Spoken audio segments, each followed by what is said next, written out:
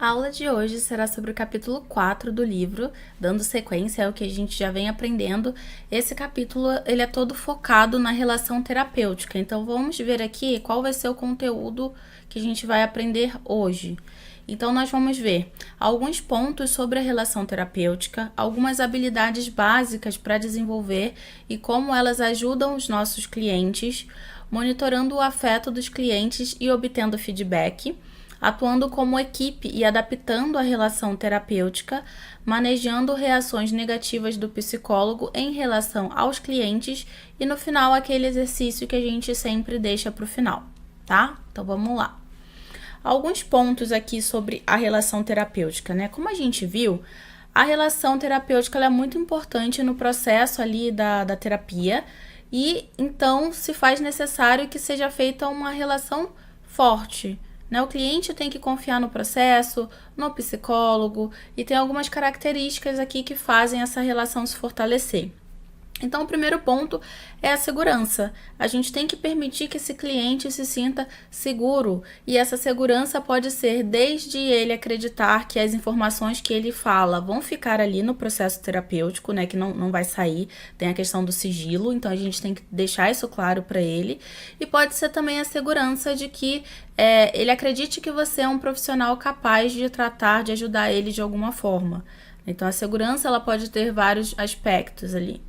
Pode ser também num sentido de abertura, né? Dele se sentir abertura para falar, sentir confortável, sentir confiável em falar o que ele precisa, porque a gente sabe que o conteúdo do que o cliente traz é uma coisa que está afetando ele de alguma forma. Então não é fácil falar sobre isso. Então a gente tem que pensar nesse sentido de trazer um ambiente cada vez mais seguro para esse cliente se soltando e confiando no processo e falando o que ele precisa. O segundo ponto é em relação ao respeito. Acho que isso eu nem precisava falar aqui, né? Mas vamos colocar como um ponto aí necessário, mas eu acho que eu não precisava falar porque o respeito é o básico. A gente deveria tratar a pessoa da forma que a gente quer ser tratado.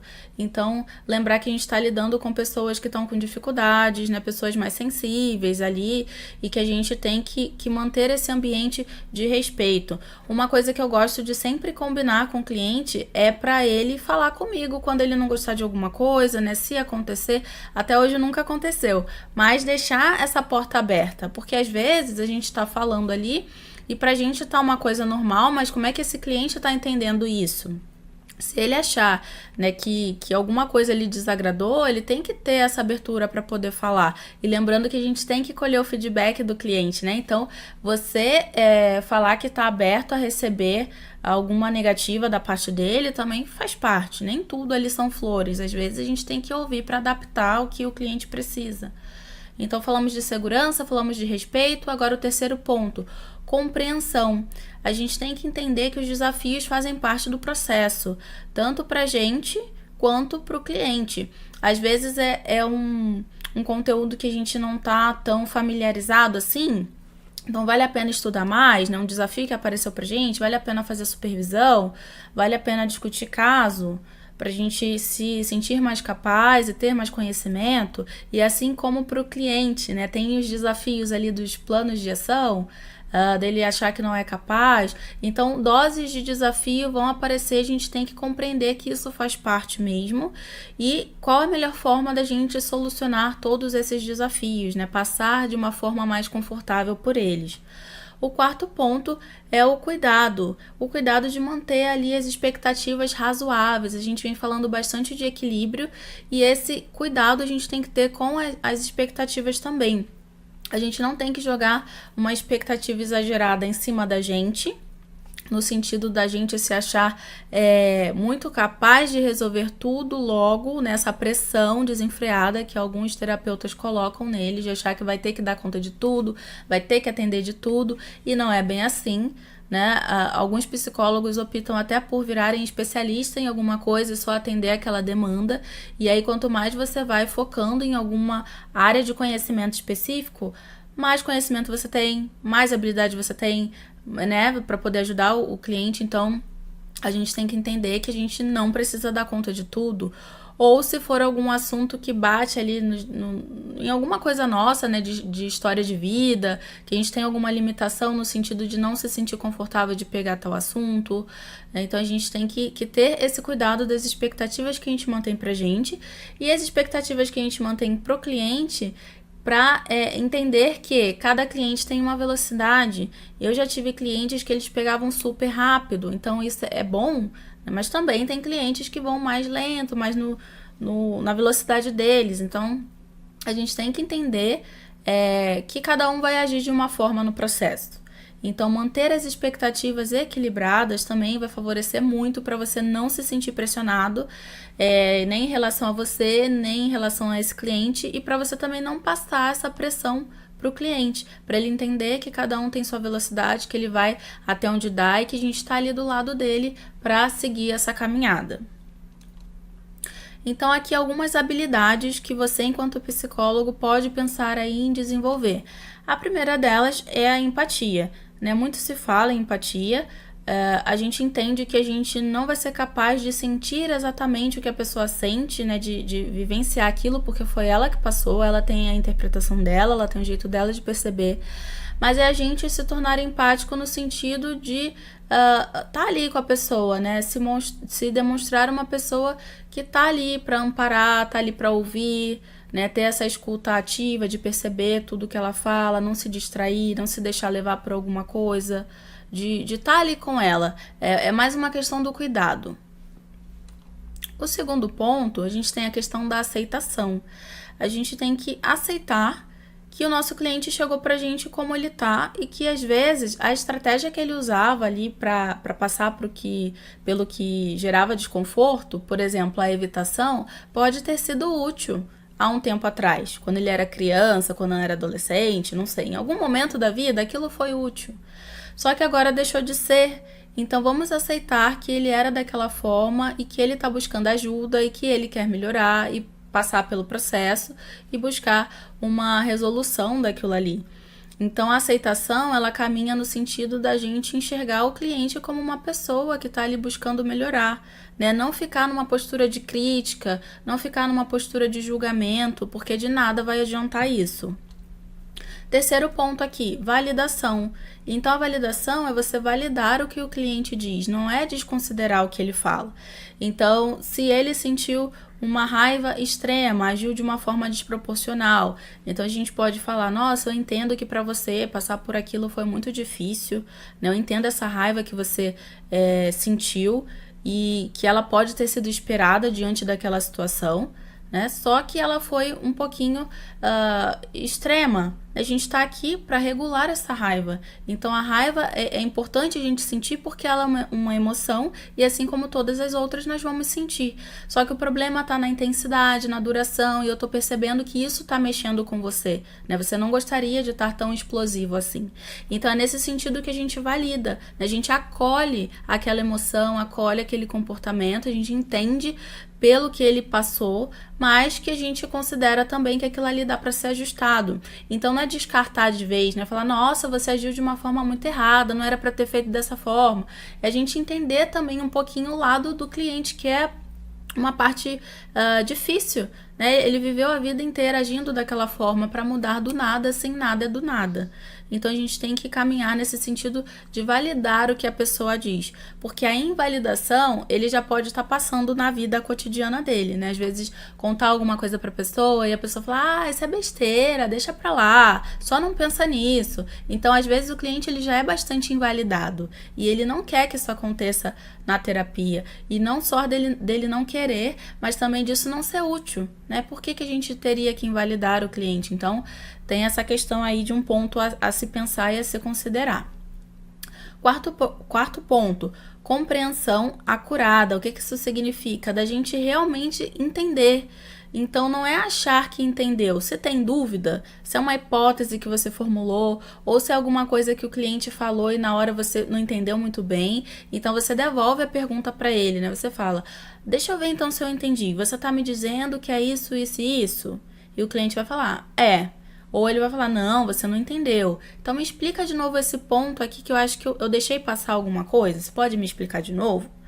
E aí, quando a gente demonstra que a gente tem interesse em ouvir, que a gente quer realmente verificar se o que a gente ouviu é realmente aquilo que o cliente falou, isso já ajuda muito, né, na relação. O cliente percebe, poxa, a pessoa realmente está interessada ali, ela quer saber, ela quer confirmar.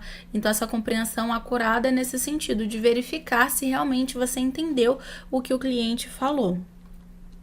O quinto ponto, transmissão de confiança. Então, é o que a gente vem falando aqui, né, da relação da confiança e tudo mais.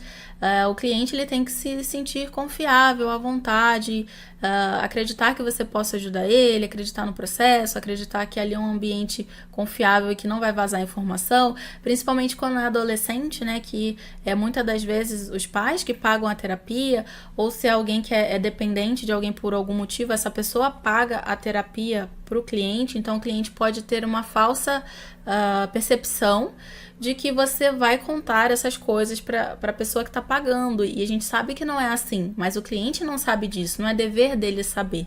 Então, a gente, enquanto profissional, a gente tem que comunicar isso a ele, né? Falar a questão do sigilo, falar sobre o código de ética para deixar ele a par de tudo ali certinho.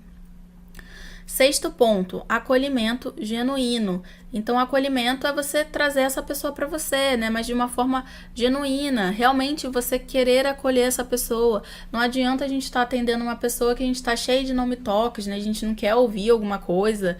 A gente já pegou implicância, já misturou aí tudo na nossa cabeça. Então, isso não é bacana. Quando a gente percebe que isso acontece, né? Às vezes é bom até encaminhar.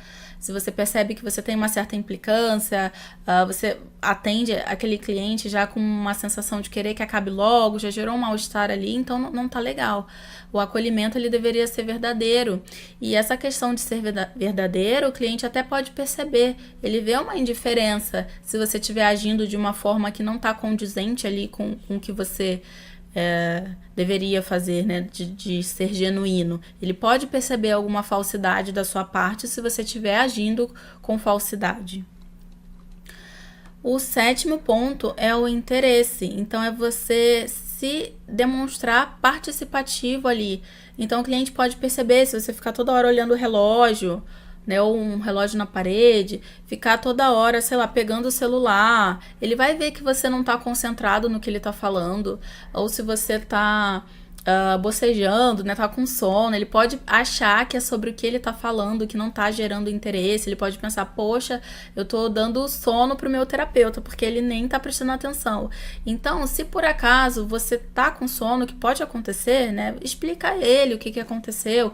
Então, ontem eu fui dormir muito tarde, então me desculpa se em algum momento aqui eu precisar bocejar, tem a ver porque eu dormi mal, dormi tarde. Explica para ele, não tenha medo de se colocar. Como eu já falei antes, a abordagem da TCC ela é bem colaborativa e tem muito essa questão do trabalho em equipe. Então, você contar coisas para ele fortifica a relação, fortifica o trabalho em equipe. Então, esse cliente ele pode estar pensando muitas coisas sobre você e ele não falar por algum motivo. Então, quando você coloca isso para ele, já facilita muito, que ele não precisa perguntar. Você, como profissional, já percebe que isso pode ser um empecilho dele achar coisas. Então, você já se antecipa e fala, né? Essa questão que eu falei do sono. Pode acontecer de você estar com sono, mas ele não pode achar de forma nenhuma que tem a ver com o que ele está falando. Então, essa questão do interesse é você demonstrar que você está prestando atenção ali, você não está só olhando para ele, não está só ouvindo, você está entendendo, está compreendendo o que ele está falando. O oitavo ponto é a valorização positiva. Então, é você valorizar o que o cliente possa ter feito ali de bom, colocar para ele. Como eu falei algumas vezes, o cliente tem dificuldade de perceber o que ele fez de bom. E então, quando o psicólogo fala isso, né? Poxa, gostei dessa forma aqui que você agiu, né? Achei que foi ótimo, você usou isso, isso e isso que a gente trabalhou na sessão. Ou você foi criativo, usou até mais essa estratégia aqui. Isso é muito bom. E essa valorização também é valorizar o que o cliente tentou e não conseguiu. Pode acontecer também, né? Ele tentou fazer alguma coisa, ele se esforçou para fazer e não conseguiu por algum motivo. Ai, minha voz não tá muito boa hoje, então talvez eu vou ter que fazer algumas pausas para beber uma água aqui. Então, a valorização é desse jeito, né? Reconhecer pelo cliente o que ele possa ter feito, colocar isso para ele, demonstrar. O nono ponto é o zelo, então é ter uma preocupação. Às vezes a gente vê que o cliente ele está se colocando numa situação que pode colocar ele em perigo, pode ser talvez uso de substâncias, algum comportamento que a gente vê que ele foi mais impulsivo, uma decisão não tão pensada assim, que pode prejudicar ele. Então a gente tem que ter esse cuidado, esse carinho com o cliente, né? Colocar, olha, eu tô vendo que você tá com essa estratégia aqui, eu me preocupo com você, então por isso que eu tô falando, né? Vamos trazer aqui os pontos positivos de você ter esse comportamento, essa reação. Será que temos algum ponto positivo para enxergar aqui? Vamos ver nós dois aqui como uma equipe. E agora vamos ver os pontos negativos de você ter esse comportamento, né, essa forma de lidar com essa situação. Então, você demonstrar que você se preocupa, que você tem um carinho, tem um zelo pelo cliente é muito importante.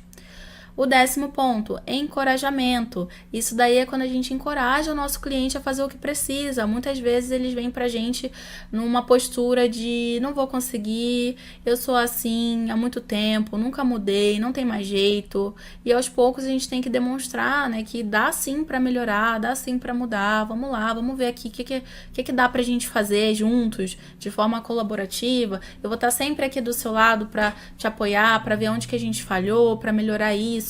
Né? Então, é jogar essa motivação para o cliente se sentir mais capaz, né, de lidar, de fazer alguma coisa ali que precise. Então, o ponto aqui de número 11, reforçamento positivo. Então, é você reforçar o que o cliente fez ali de bom, né? Ele é parecido com a valorização positiva, né? O 8 e o 11 ali, eles estão bem parecidos, mas reforçar, não deixa passar, elogia, mostra para ele o que ele fez, que às vezes ele não percebeu, né? Traz esse reforço, porque às vezes o ambiente dele é muito punitivo, ele não tem esse reforço de outro lugar. Você ser essa figura reforçadora para ele vai ser muito importante. Aqui, 12º ponto, a apresentação de uma visão positiva do cliente. Então, novamente, né, reforçando esse positivo, mostrar a ele o que ele tem de bom, mesmo que esteja no começo, né, avaliar, nossa, mas eu vejo que isso e isso você faz muito bem, você também se percebe assim? Né? E ao longo da terapia, quando eu conseguir conquistar as coisas e mostrando isso, a gente tem que sempre trazer esse retrato. E muito disso vai aparecer quando o cliente fazer o plano de ação ou quando ele tiver uma semana muito boa, né, que ele conseguiu colocar em prática ali o que precisa, ou através daquele acompanhamento que eu falei nas aulas anteriores, que é bom da gente fazer, né, um inventário, um questionário, o que for, pra gente mostrar, olha, você estava desse jeito e agora aplicando novamente o questionário você está desse. Você vê que teve essa mudança? Você se percebe assim? Então isso é muito importante, a gente trazer essa visão que às vezes o cliente não tem. O 13º ponto é a compaixão, né? Ele está ali talvez muito próximo do ponto número 1, ali da empatia, né? Você ter uma postura mais solidária, entender que a pessoa está sofrendo, entender que às vezes o jeito que ela está agindo não está legal, mas é o jeito que ela aprendeu, né? Trazer mais esse lado da compaixão e não só de você, mas talvez trabalhar a compaixão com o cliente, porque às vezes ele se critica, ele se julga demais, mas se fosse um amigo, se fosse um parente, ele não teria essa postura. Então, a gente percebe que é muito mais fácil para o cliente ter compaixão com o outro do que com ele mesmo. Então, vamos trabalhar essa compaixão para você começar a se tratar de uma forma mais carinhosa, de uma forma mais compreensiva. O 14º ponto, o humor, né? A gente entende que tem horas que dá para usar o humor, a gente tem que saber também o momento de usar. Mas usar o humor em uma dose equilibrada ali na terapia faz quebrar o gelo, né? Faz o cliente se sentir mais à vontade, faz o cliente, às vezes, se for uma coisa que você fala de você, né? Faz ele rir ali também da situação, a gente descontrair um pouquinho. e ele levar numa boa o que precisa, já que o ambiente da terapia é uma coisa que a gente geralmente fala mais coisas, né, pesadas, mais coisas negativas, coisas a melhorar, então colocar um pouco de humor, às vezes, faz mudar um pouco esse cenário, né? Eu tenho alguns clientes que até falam pra mim, Rafa, quando eu venho pra terapia é super divertido, né? Por mais que tenha uma coisa ali ruim pra gente falar, a gente tá sempre uma brincando com a outra, mexendo ali e faz ficar mais leve, faz o tempo passar mais rápido, né? Faz ter mais vínculo, mais conexão. Então isso é bem importante. E aí, quando a gente usa essas habilidades, a gente ajuda o cliente a se sentir mais acolhido, menos sozinho, mais otimista e mais eficaz. Então, olha só, parece pouco, né? A gente pensar, mas é só uma habilidade, mas olha o que muda para o cliente quando a gente usa. Se sentir ali mais acolhido, menos sozinho, mais otimista, mais eficaz, são coisas muito boas que acontecem quando a gente consegue usar as habilidades ali da forma que deveria. O psicólogo deve estar sempre alerta às reações dos clientes ao longo da sessão, seja nas expressões faciais ou corporais, ou na forma que fala sobre as coisas, o tom de voz, a escolha das palavras, né? Então, a gente entende que a linguagem ela é muito mais do que só o que a gente fala. Às vezes, um silêncio diz muita coisa, às vezes tem alguma expressão facial que diz alguma coisa. Então, a gente tem que olhar para o cliente como um todo. A gente não pode ficar só preso no que ele está falando. Quando você já está um tempo com o cliente, você começa até a perceber mais facilmente quando ele está, ficou triste, ficou pensativo, e aí você já traz esse cliente para agora, né? Olha, eu tô vendo que você parece que fugiu daqui. Volta para cá. O que você está pensando? Traz esse pensamento para mim, para a gente debater aqui. E também isso pode acontecer com os anos de prática. Então, conforme você for ficando mais experiente, você vai adquirindo essa habilidade de ir percebendo. E aí, a gente tem a linguagem que é falada e temos também a linguagem das expressões, né? A linguagem não verbal. E aí, dentro dela, a gente pode também levar em consideração coisas que acontecem que faz parte da linguagem verbal, mas que não são exatamente as palavras. Então, assim, o tom de voz, né? Então, assim, a pessoa tá falando muito baixinho, ela fala mais alto, ela mudou o tom em um determinado assunto, né? Que palavras ela escolheu para falar ali?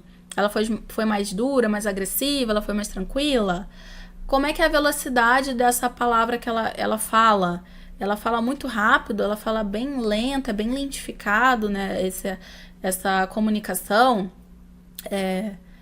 faz muitas pausas, não faz? Então, tudo isso comunica.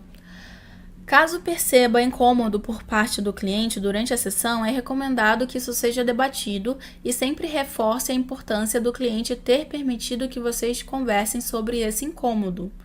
Então, é aquilo que eu falei, deixar as portas abertas ali, deixar um caminho explicado para o cliente de que se ele se incomodar com alguma coisa, se ele não concordar, se ele desgostar de qualquer coisa que seja, ele ter essa possibilidade de trazer para vocês conversarem ali.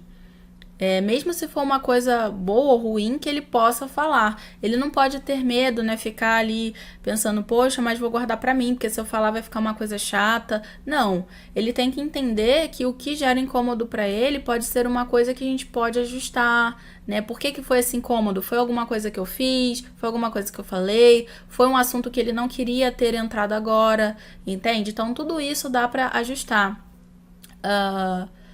Então é isso, né? Debater e reforçar essa importância para o cliente. No final das sessões, busque um feedback do cliente, pergunte sobre o que ele achou, se algo incomodou ou se tem algo que ele gostaria que fosse feito diferente. Essas perguntas fortalecem a aliança terapêutica. Então, novamente, ele não pode pensar que o processo que você está fazendo, ele é igual para todo mundo. Ele tem que entender que as coisas podem ser adaptadas, porque senão ele vai pensar assim, mas eu tô aqui com a psicóloga, ela deveria saber como conduzir, ela deveria ditar os assuntos que a gente tem para falar, então eu vou ficar quietinho aqui, não vou trazer meu assunto que eu queria trazer, eu vou esperar ela perguntar, ou se ela não tocar no assunto, eu nem falo nada, e não é assim. A gente tem que deixar esse caminho livre para ele falar críticas, elogios, trazer conteúdo que ele quer falar numa próxima sessão, né? Ah, a gente está falando sobre esse assunto, mas na semana que vem eu gostaria de falar sobre tal coisa, ok. Ou se surgiu alguma nova queixa, algum novo problema nesse caminho, ele poder trazer. Então, por isso é muito importante, né, a gente perguntar, então, o que ele achou da sessão, se ele teve algum incômodo ou não ali, e o que ele gostaria que fosse feito diferente, caso tenha tido alguma coisa que ele não gostou, sugestões, né, para próximas pautas aí, o que for. Então, aqui, algumas estratégias, né? O que acontece aqui quando a gente atua como equipe e quando a gente adapta a relação terapêutica. Então, atuando como equipe, o que a gente pode fazer? Perguntar ali colaborativamente, né? Qual objetivo trabalhar. Então, o que o cliente entende que ele quer trabalhar como um objetivo na terapia, e a gente ir ajustando isso, né? Se a gente vê que é um objetivo muito amplo, a gente ir especificando até chegar num objetivo mais mensurável ali. O tempo em cada objetivo. Então, às vezes, o cliente vai trazer muitos assuntos e a gente tem que deixar isso claro. Olha, o tempo da sessão aqui são 50 minutos, então eu vejo que temos muitos objetivos. Quais são prioridades para você falar hoje? Será que tem alguma coisa aqui que você consegue trazer na semana que vem? Ou que você mesmo consegue resolver? O que a gente pode fazer aqui para o tempo caber direitinho? Próximo aqui, qual pensamento, emoção ou comportamento trabalhar? Então, dentro do que aconteceu na semana dele, ou nos últimos meses ali, né, que ele está trazendo como queixa, o que ele gostaria de trabalhar? Enquanto pensamento, emoção, comportamento. Então, a gente vê que a gente pratica uma escuta e uma decisão ali colaborativa, né? O cliente vai trazer, a gente vai fazer uma devolutiva do que a gente acha, de como a gente vê, mas o cliente também vai ter um papel ali ativo no processo, né? Ele não vai ficar passivo ali só ouvindo, só aceitando, não. Quais intervenções tentar? Então, as intervenções, né? O psicólogo que vai saber, assim, as intervenções que existem, o cliente não vai saber exatamente quais existem, mas a colaboração aqui da equipe vai servir no sentido de que eu penso numa intervenção, eu coloco isso para o meu cliente. Olha, eu pensei da gente fazer tal coisa. O que você acha disso?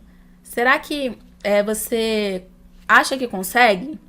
Se você achar que não consegue, qual é esse obstáculo que está no caminho para a gente tentar contornar aqui, para a gente te preparar caso esse obstáculo aconteça?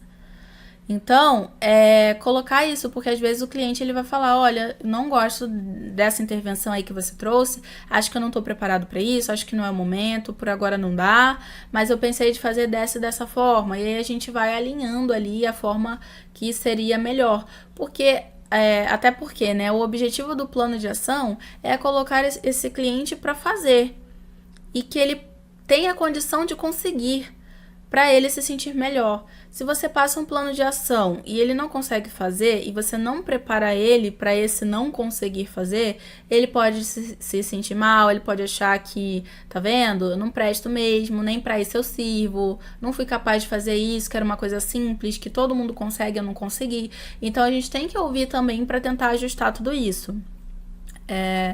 Qual o plano de ação da semana, né? Então, novamente, o que eu trouxe aí, né, já junto com a intervenção, mas o plano de ação ele também tem total capacidade de falar que quer ou não quer.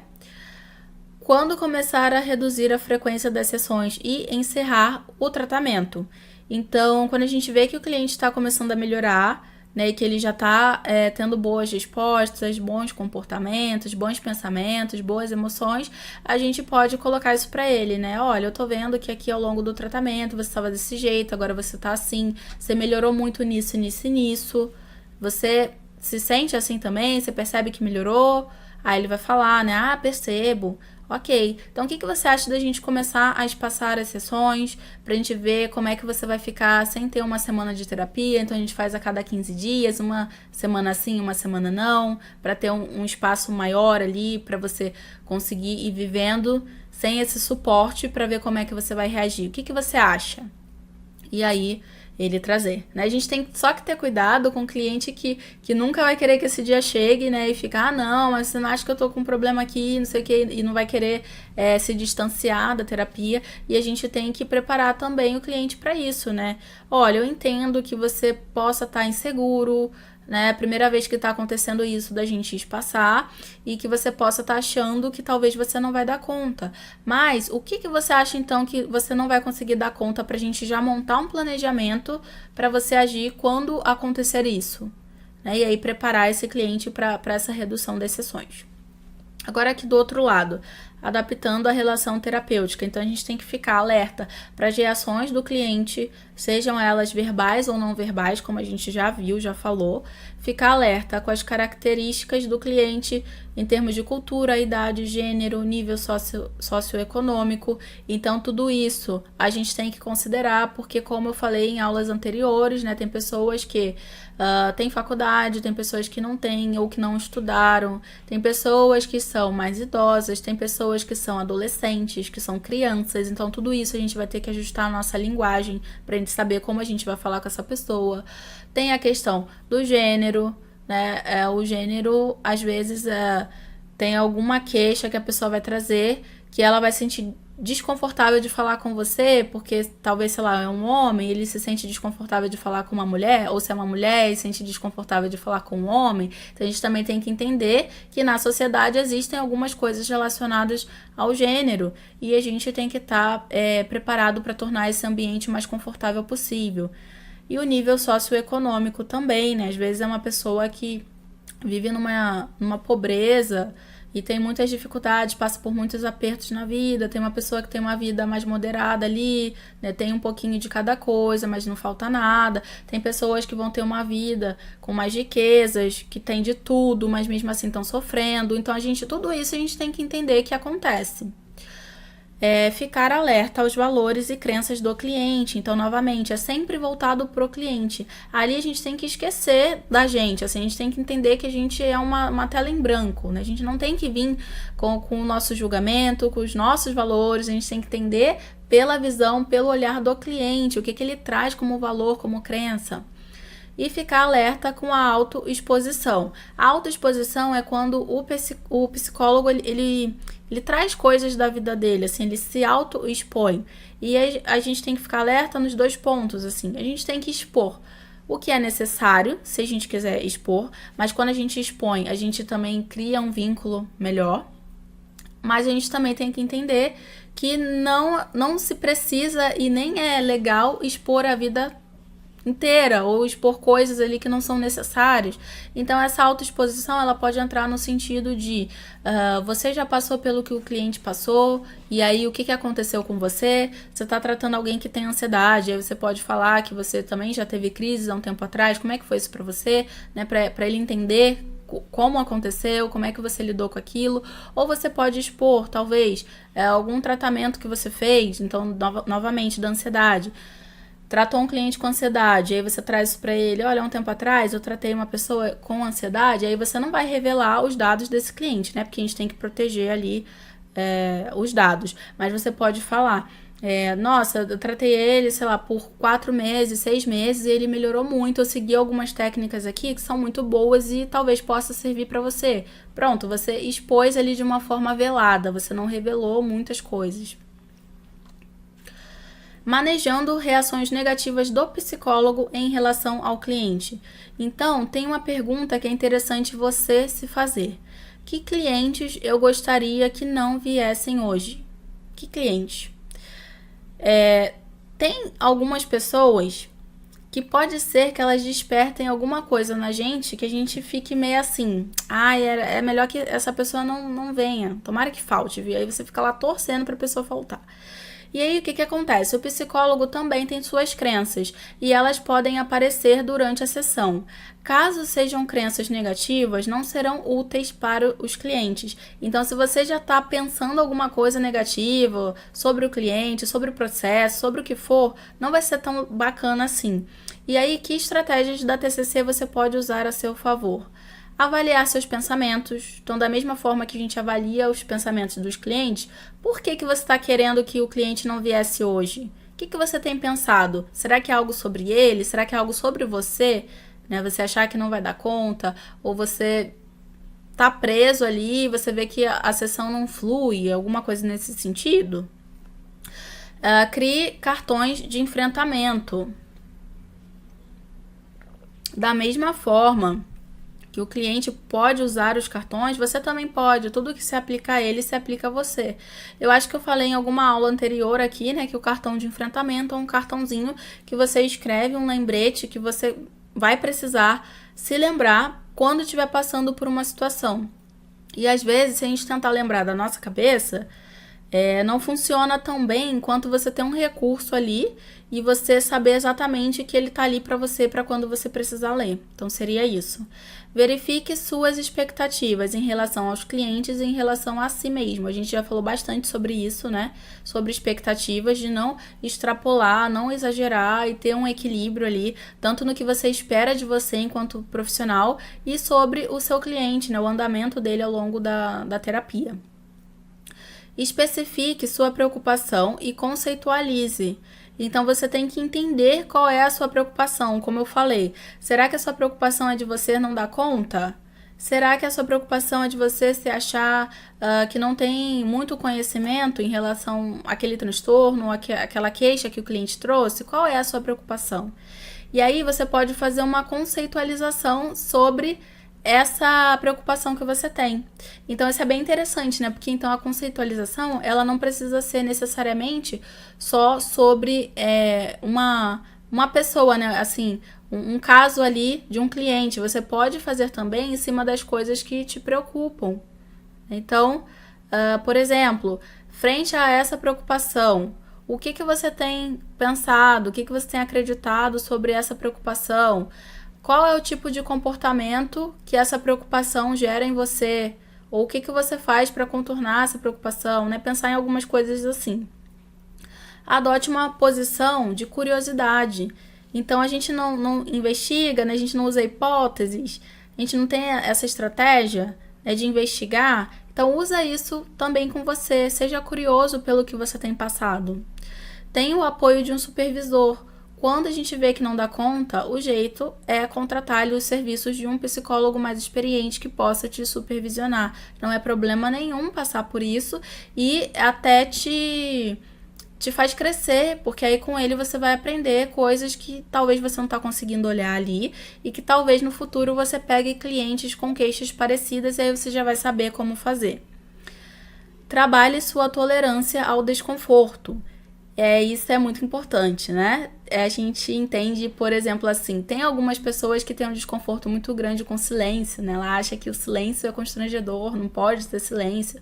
Então, se é no momento que o cliente tá ali precisando realmente pensar, né? Ele fica mais reflexivo ali, e aí você vai querer cortar, né, esse silêncio a todo custo, porque gera um desconforto para você.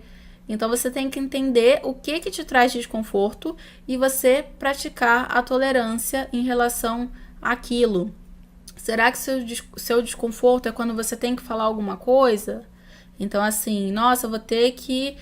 Agora é a hora que eu vou ter que falar, né? O cliente terminou de falar, agora é minha vez. E aí, sei lá, talvez por você ter pouca prática, pouca experiência, achar que tem pouco estudo, você fica, ai, tô desconfortável, e agora, né? Então treina isso, leia mais. Pense que você estudou 5 anos, né? Para se formar e virar um psicólogo. Então o conhecimento tá com você estudou para isso, você sabe. Você pode não confiar em você agora, mas o conhecimento tá ali com você e ele também sempre pode ser aprimorado quando você julgar necessário. Pratique seu autocuidado. Então comece a perceber, você tá dormindo bem? Tá tendo uma quantidade de horas adequada? Você tá com uma energia ok ao longo do dia? Ou você tá muito cansado, tá com baixa energia? Você tem praticado atividades físicas, né? Que a gente sabe que contribui para o nosso bem-estar, para regular algumas coisas ali, para trazer uma sensação de bem-estar, de felicidade, né? Que a gente até fala isso para os clientes, mas às vezes a gente não pratica, então começa a perceber isso. Como é que tá a sua alimentação? Você tá indo no médico, tá fazendo os exames direitinhos, né? Você se arruma para atender? Ou você fica assim, esse cliente aqui eu já conheço há um tempo, não vou nem me arrumar, vou vir com a camisa que eu dormi mesmo amarrotada e tá tudo certo? Então vamos pensar nessa questão do autocuidado, como você está se cuidando para você poder estar bem saudável e transparecer isso para o seu cliente. E por fim, faça terapia.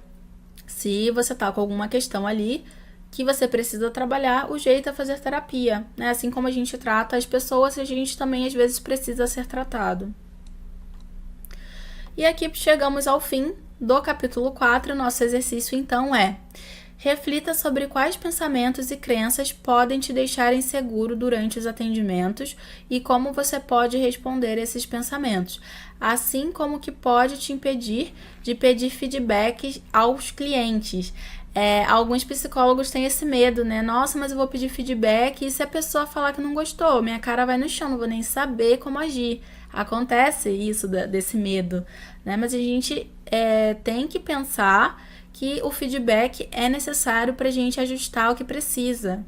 A gente tem que entender se o cliente tá passando por um processo que ele tá gostando, que ele tá vendo resultado, ou que ele, pelo menos se ele não estiver vendo o resultado agora, ele tá entendendo que a gente tá caminhando para um resultado, ele tá gostando da forma que você tá se colocando, do que você tem falado, do que vocês têm trabalhado ali, ele tá se sentindo seguro, ele tá se sentindo ouvido, compreendido, ele tá se sentindo julgado ou validado. Então, todas aquelas habilidades ali que a gente falou no comecinho dessa aula, né?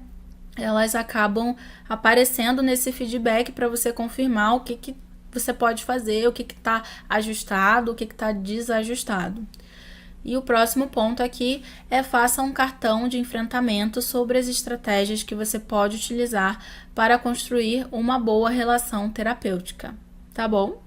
Então, ficamos aqui no final do capítulo 4 e na próxima aula, então, será sobre o capítulo 5. Até lá!